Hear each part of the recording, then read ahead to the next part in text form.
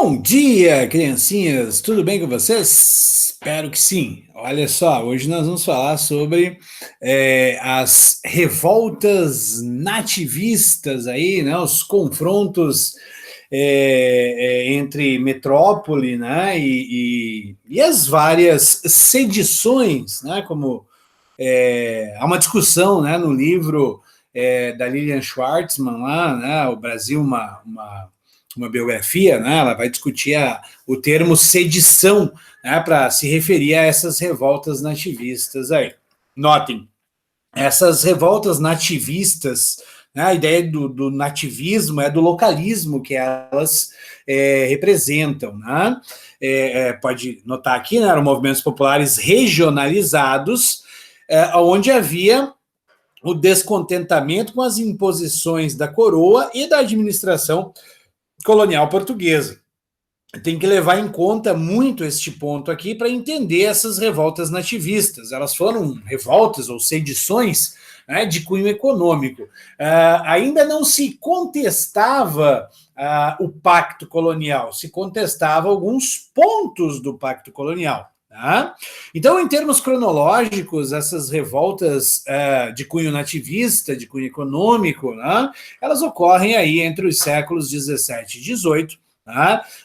Observe, surgem levantes contra as imposições da coroa portuguesa, motivadas pelo contexto europeu. Que contexto europeu? A crise, né, econômica portuguesa, fruto da União Ibérica, né? Lembre-se que Portugal já não vinha bem das pernas. Lembra que havia um acordo lá com a Holanda, né, que possibilitou a Portugal se estabelecer, né, efetivamente aqui no Nordeste brasileiro, a construir os engenhos, né, e vai fazer aquele acordo que a Holanda podia vir aqui comprar açúcar para vender na Europa. Em 1580, né, a Espanha vai formar a chamada União Ibérica, né, e isso prejudicou ainda mais economicamente Portugal, porque a única coisa que Portugal ganhou com a União Ibérica foi os inimigos da Espanha, mais nada. Né? Lembrando que Portugal aí ficou sob o domínio da Espanha por 60 anos. Né? Foi Filipe II quem uniu as coroas. Depois, né, Filipe III, Filipe IV mantiveram a União Ibérica, e aí, em 1640, né, Portugal consegue, né, sob a liderança dos Bragança, romper a União Ibérica, né, rachar as coroas novamente. Portugal consegue sua autonomia política. Isso nós falamos lá na aula 8 ainda, né? O fato é que isso vai prejudicar enormemente, né, a economia portuguesa, e aí é que se localizam as revoltas nativistas. Século XVII, iniciozinho do século XVIII. Tá?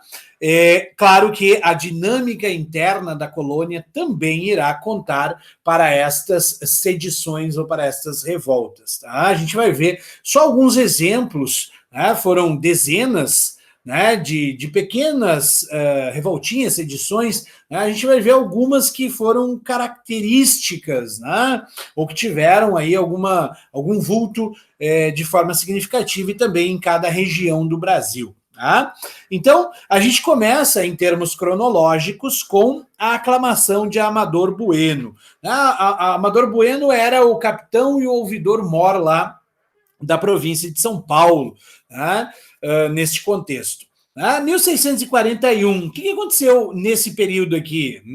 O fim da União Ibérica, lembre, 1580 a 1640. Então, 1640 acaba a União Ibérica. E, claro, isso prejudicava muitos paulistas. Por quê?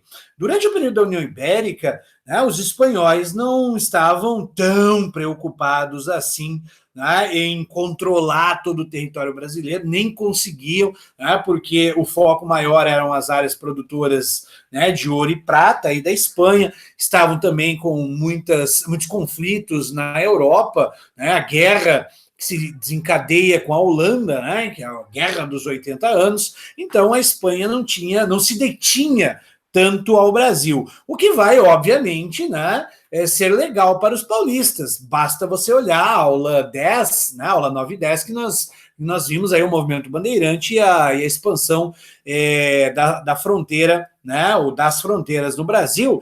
Lembre-se que o ciclo de pré-ação indígena, ele tem o seu ápice durante o período da União Ibérica, né, que vai coincidir, então, aí, com essa fiscalização aí menos intensa por parte, né, da coroa né, ibérica em relação à região ali de São Vicente. Então, os caras vão lá na região oeste do que hoje é o Paraná, Santa Catarina, Rio Grande do Sul, para capturar os índios para vender como escravos, sobretudo no período em que os holandeses, né, haviam capturado lá o Nordeste. Lembre-se, 1630, eles vão efetivar aí, né, o domínio sobre o Nordeste. Então, os caras estavam preocupados aí com essa... com esse fator aí, né, de fim da União Ibérica, que prejudicaria. Os portugueses estariam mais em cima, né, fiscalizando ali, proibindo a escravização indígena. Outra coisa importante, tá? Durante o período da União Ibérica, há um estreitamento econômico entre a região ali de São Vicente e a região do Prata, sobretudo Buenos Aires, né, o porto lá,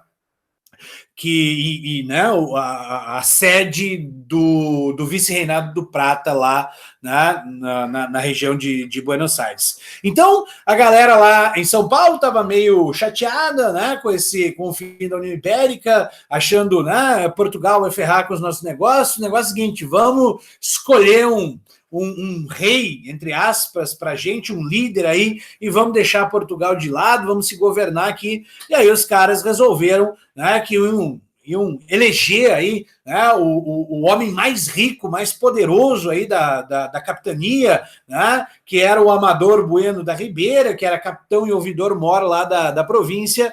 Né, só esqueceram de perguntar se ele estava afim, né? Então a galera fez umas faixinhas lá, né, fez bandeira: ei, Amador, nosso rei, a gente veio só para te ver. Aí o Amador falou: não quero saber desse troço, não. Né? Você quer me ferrar? O que você acha que Portugal vai fazer comigo se eu aceitar isso e eles resolver, né, dar porrada na gente? Vão me decapitar. Sai fora, não quero. Ele se recusa.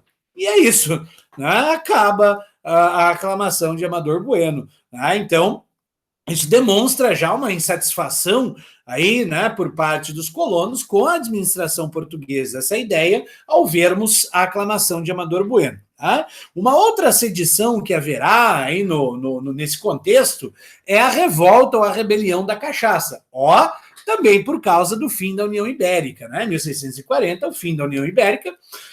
Entre os anos de 1647 a 1649, Portugal vai baixar uma carta régia onde eles vão proibir o consumo, né, de cachaça aí no território brasileiro. A única exceção era a região de Pernambuco, por um simples motivo. Lembre-se que nesse período, né, o Nordeste, ali, Pernambuco, pertencia à Holanda, então Portugal não legislava sobre, era o único lugar que, né, claro, né, podia consumir cachaça porque não fazia parte de Portugal. Tá? E por que Portugal vai proibir o consumo da cachaça? Lembre-se que, com a União Ibérica, Portugal vai se prejudicar ainda mais economicamente do que estava lá no século XVI. Tá? Então, Portugal, proibindo a cachaça, imaginava poder vender mais vinho aqui no Brasil. Veja, eles proíbem o consumo da cachaça, né? Eles imaginavam que assim eles poderiam vender mais vinho aqui no Brasil. A cachaça era um artigo bem importante, né? Porque ela servia de moeda de troca por escravos na África. Mas Portugal queria conter o consumo de cachaça aqui no Brasil para forçar os brasileiros a consumir vinho, né? Já que era uma prática bastante comum aí, né? Beber bebida alcoólica, então que fosse vinho. Só os escravos podiam beber cachaça, né? Porque os escravos não tinham consumo tão grande, também não podiam comprar cachaça, né? Ou se compravam era pouca.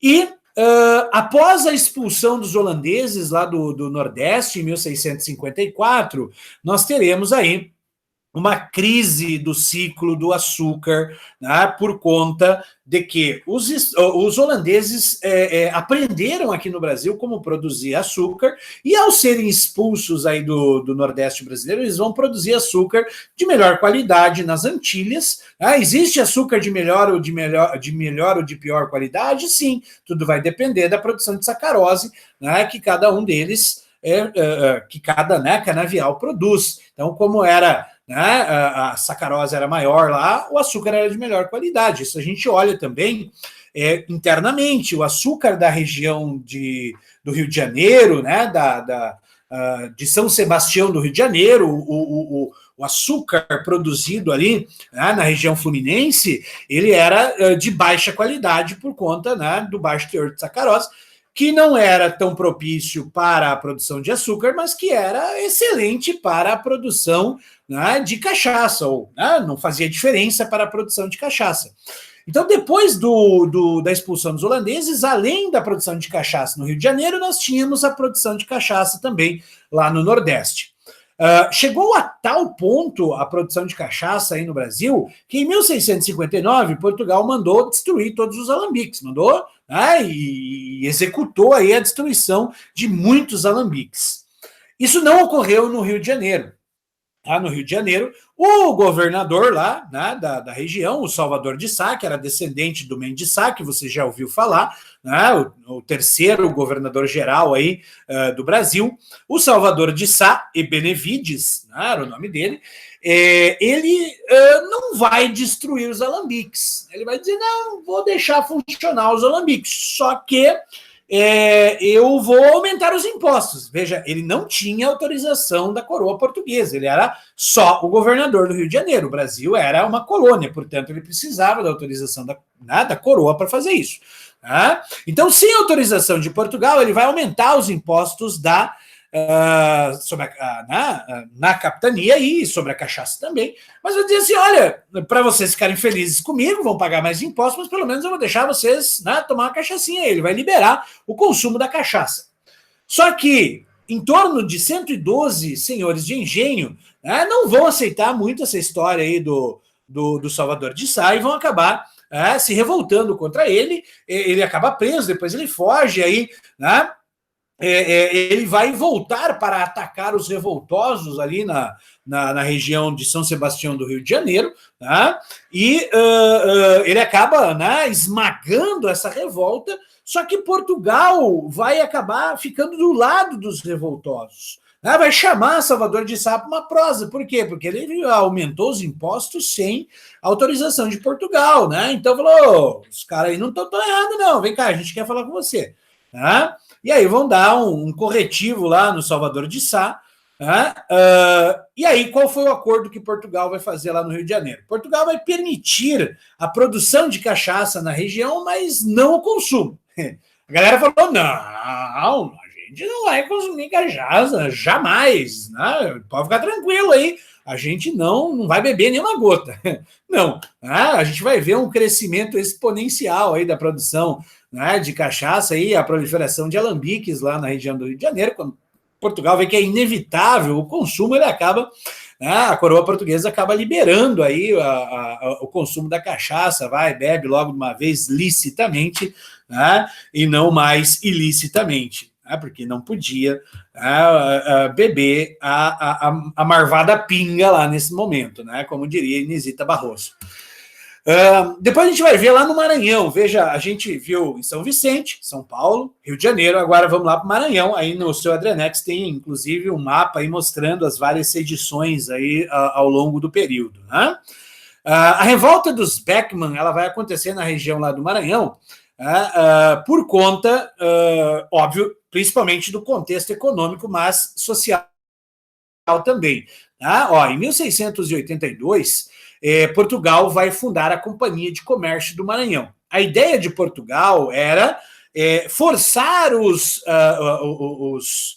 a elite, né, local lá a consumir escravos. A ideia era fazer com que eles comprassem escravos negros africanos no intuito, né, de Portugal aumentar os seus lucros. Então, Portugal vai coibir aí, né, a escravização dos índios, né, para que eles comprassem escravos de Portugal, além do que essa companhia de comércio ela vai monopolizar tanto a venda quanto a compra de produtos lá na região, né? E claro, isso vai causar um descontentamento muito grande entre as elites locais, por dois motivos. Primeiro, quando você tem um monopólio, né, por parte de Portugal, os caras vão fixar o preço, né, dos produtos que eles quiserem. Então, né, altíssimos preços sobre os produtos e a qualidade bem duvidosa, né? Produtos de má qualidade, porque era monopólio, né? Outra, eles vão comprar as coisas lá dessas elites locais aí a preços muito reduzidos. Monopólio, lembre-se, nós já vimos essa relação lá no tal do Pacto Colonial. Né? A coroa vendia caro, comprava barato. O lucro era sempre da metrópole, né? Enquanto houver Pacto Colonial. O outro ponto é que, né, Portugal vai coibir a escravização indígena e isso vai acentuar os conflitos que havia entre os latifundiários e os jesuítas lá na região norte, nordeste. Lembra? Havia uma porção de missões jesuíticas, de jesuítas portugueses lá ao longo de todo o Vale Amazônico até próximo lá ao Maranhão, e isso vai acentuar os atritos entre os latifundiários e os jesuítas. Os latifundiários querendo escravizar os índios, os jesuítas e os índios, claro, os índios também eram contra ser escravos, né, desses latifundiários. Acaba que esses latifundiários aí, ó, vão expulsar os jesuítas lá da região, né, do Maranhão. E por que não tem um asterisco aqui? Calma, você já vai descobrir por quê. Os jesuítas são expulsos lá da região, né? Lembrando que Portugal também vai coibir a escravização indígena porque eles queriam vender escravos negros africanos. Então, a revolta dos irmãos Beckman, ela vai acontecer, né? Quais os objetivos dela? Primeiro, eles queriam ter o direito de escravizar os índios, né? Segundo, eliminar a companhia de comércio aí, né, do Maranhão, que monopolizava os produtos aí vendidos e comprados naquela área, né? Quem liderou essa revolta foram os irmãos Manuel e Tomás Beckman, por isso, a revolta dos Beckman. Os revoltosos, eles chegaram a tomar a guarda municipal aí, né, do Forte de São Luís, né? Lembre-se, em torno do Forte de São Luís crescerá a Vila de São Luís, e eles vão saquear também até a fogo num depósito lá da Companhia de Comércio, o que deixou Portugal, obviamente, muito prostituta da vida, né? E qual foi o resultado? Bem, o resultado foi, Portugal chama os líderes e falou, não, a gente a gente vai dar o braço a torcer, vem cá, vamos conversar, vamos entrar num acordo. Quando os irmãos Beckman, né, atendem a este acordo de Portugal, Portugal vai prender e enforcar os dois, né, o que, claro, vai causar aí um temor aos demais revoltosos que baixam a bola. Os jesuítas retornam para o Maranhão, em contrapartida, né, para não ter mais atrito lá, Portugal vai quebrar o monopólio da companhia de comércio lá do Maranhão. Tá? Mais tarde surgiria a companhia, né, de comércio do Grão-Pará e do Maranhão, mas isso só lá no século XVIII. Tá? A Guerra dos Emboabas a gente já falou lá no início, na aula 11, quando retratamos, né, o início da prospecção de ouro ali na região das Minas Gerais, só vamos dar uma relembrada, né? Os paulistas queriam deter o monopólio sobre a extração de metais na região ali das Gerais, a qual eles haviam descoberto. Lembrando que no início aí do século XVIII vai chover gente de tudo que é lado, de Portugal, da Espanha, né, até mesmo de outros países e de outras regiões da colônia para a chamada corrida do ouro, né, para minerar na região ali das Gerais. E esses forasteiros que chegavam ali eram chamados pelos paulistas, pelos bandeirantes, né, de emboabas. Na língua tupi, emboaba significa forasteiro. Alguns vão dizer que significa pés emplumados, porque os bandeirantes, e a gente já falou sobre isso, né, a maior parte andava descalço pelo meio do mato. Esses caras que chegavam com botas, então, né, tinha uns pés adornados, por assim dizer, né? Era diferentão aí dos paulistas. O líder dos emboabas foi Manuel Nunes Viana e o líder dos paulistas foi Borba Gato. Por que líderes? Porque os paulistas começam uma guerra contra esses emboabas que duraria 2 anos no intuito de expulsá-los da região. Tá? Ali em meados de 1709, os paulistas vão tentar uma emboscada aos emboabas, que nessa altura do campeonato já contavam com o apoio de Portugal que estava muito prostituta da vida, porque ao invés de os caras, né, fazer a prospecção do ouro ali para, né, extrair o quinto para pagar para Portugal, ficavam brigando. Né? Então Portugal já estava aliado aí aos emboabas. Os paulistas vão tentar uma emboscada aí a esses emboabas, né? Só que eles acabam, né, se dando mal, os emboabas vão acabar, né, virando o jogo, vão cercar, né, os paulistas, que vão tentar se render, vão baixar armas, falar, olha, a gente só quer ir embora, a gente vai para outro lugar, pode ficar com essas terras aí, a gente só não quer mais confusão. E aí, claro, os emboabas vão dizer, não, tudo bem, pode ir embora, né, só vai deixar as armas aí para, né, não ter perigo de vocês ficar revoltadinhos de novo. Esse evento foi chamado de Capão da Traição. Por quê? Porque os caras falaram, né, quando os paulistas largam armas, brincadeirinha, mataram praticamente todos os paulistas ali, os bandeirantes, né, os que conseguiram se safar, picaram a mula, foram embora, né? Mato Grosso, Goiás, onde eles acabariam descobrindo novas jazidas de ouro, né? Por isso chama Capão da Traição aí, né? Os emboabas vão acabar creu nos paulistas. Né? Agora a gente vai lá para Pernambuco, veja, né? Revoltas nativistas, regionalizadas, locais. Lá em Pernambuco, lembre-se, principalmente por causa da expulsão, da guerra para expulsar os holandeses, torna-se um lugar bastante singular para levantes. A gente vai ver levantes, né, sucessivos aí, né, na região do Pernambuco, no Nordeste como um todo, ao longo do século XVIII e XIX. A revolta dos mascates, ela vai acontecer entre 1710 e 11. Ela ocorrerá por causa, né, da não aceitação por parte dos latifundiários de Olinda, né, da tentativa do Recife de se elevar à categoria, né, de vila, deixar de fazer parte, né, da cidade, né, da vila de Olinda. Lembre-se, Olinda foi o lugar mais rico do planeta entre os séculos 16 e 17. Até a expulsão dos holandeses, era a cidade, o lugar mais rico do planeta, porque tinha açúcar, né, em abundância ali. Depois da expulsão dos holandeses, começa uma lenta decadência lá de Olinda por causa, claro, da concorrência do açúcar holandês e até mesmo do açúcar de beterraba lá na Europa. Enquanto que a vila do Recife, que era, né, ou melhor, o povoado do Recife, porque era parte ainda de Olinda, começa a, né, se desenvolver economicamente. Lembre-se, o Maurício de Nassau havia reformulado totalmente a cidade do Recife, que era uma das pérolas da América, né, nesse contexto todo. O Recife vai ter um crescimento econômico significativo e ela era controlada por comerciantes portugueses. Por isso o mascate, lá em Portugal, o comerciante é chamado de mascate, né?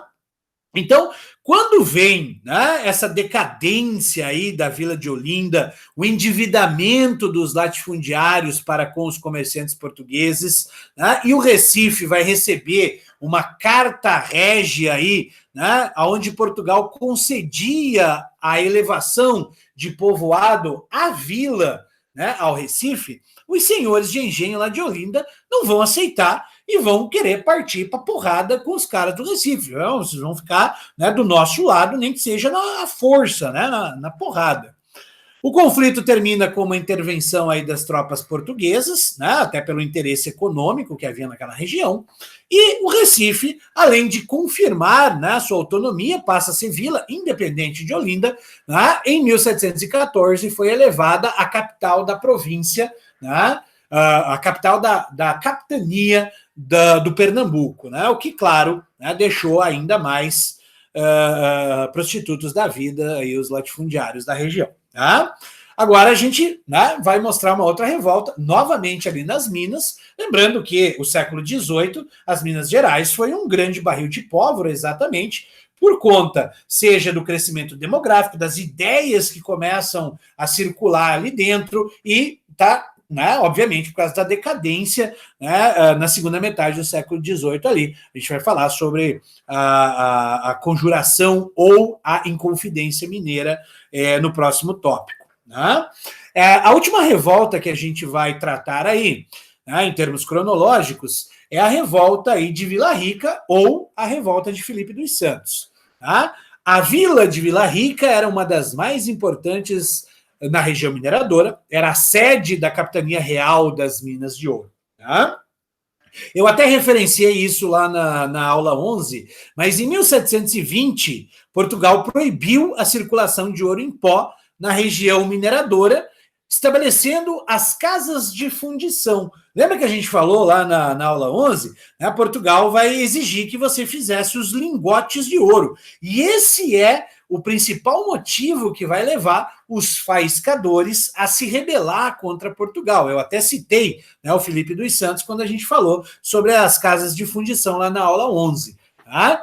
Então, por causa, né, da fundação das casas de fundição, tem início uma revolta, uma enorme revolta aí das populações de Vila Rica e Mariana, lideradas por um faiscador português chamado Filipe dos Santos. Né? Filipe dos Santos vai liderar um motim de 10 dias que cercou, que tomou Vila Rica de Portugal. O que é que os caras exigiam? O fim do monopólio, ou dos monopólios comerciais portugueses, a redução aí dos tributos, sobretudo a não implantação das casas de fundição. Por quê? Lembre-se, no lingote de ouro lá tinha um carimbo. Esse carimbo era a comprovação que você havia pago o quinto. Se você não tivesse o carimbo, Portugal confiscava, né, todo o seu ouro porque você havia, né, tentado sonegar. Tá? Então os caras tomaram por 10 dias a vila de Vila Rica, até que Portugal conseguiu retomar o controle da cidade. Depois de retomar o controle da cidade, Portugal resolveu que ia dar um corretivo severo, né, no líder dessa revolta para que os outros tomassem um cagaço, né, significativo. Então, qual foi o resultado aí? Filipe dos Santos, o líder dessa sedição, ele foi preso e condenado por Portugal, né? Ele foi posto em um tonel com pregos enormes, ele foi rolado pelas ladeiras de Vila Rica dentro desse tonel, óbvio, ele ficou que foi uma peneira, né? Depois disso ele foi enforcado, em seguida ele foi esquartejado e as suas partes foram distribuídas, né, pela região ali das Minas. Por que Portugal fez isso? Para causar temor, era um corretivo exemplar. Né? No pensamento religioso do século XVIII, e lembre-se, isso é algo muito importante no Enem, o pensamento, né, cultural, religioso, aí, né? No pensamento do século XVIII, o esquartejamento era um castigo pós-morte. Se ele era enforcado e tinha, né, um castigo físico, né, o esquartejamento ele não era só físico, ele era também espiritual. Por quê? Ao esquartejar um corpo no pensamento católico ibérico daquele momento, o corpo, né, a alma nunca mais se encontraria porque o corpo estaria espalhado. Então, a alma ficaria perdida, uma alma penada que vagaria atrás do corpo distribuído em várias partes. Tá? Então, a punição exemplar aí a Filipe dos Santos. Tá? E aí a gente encerra né, a aula 12, né, sobre as revoltas nativistas. Beleza? Beijo, a gente se vê por aí.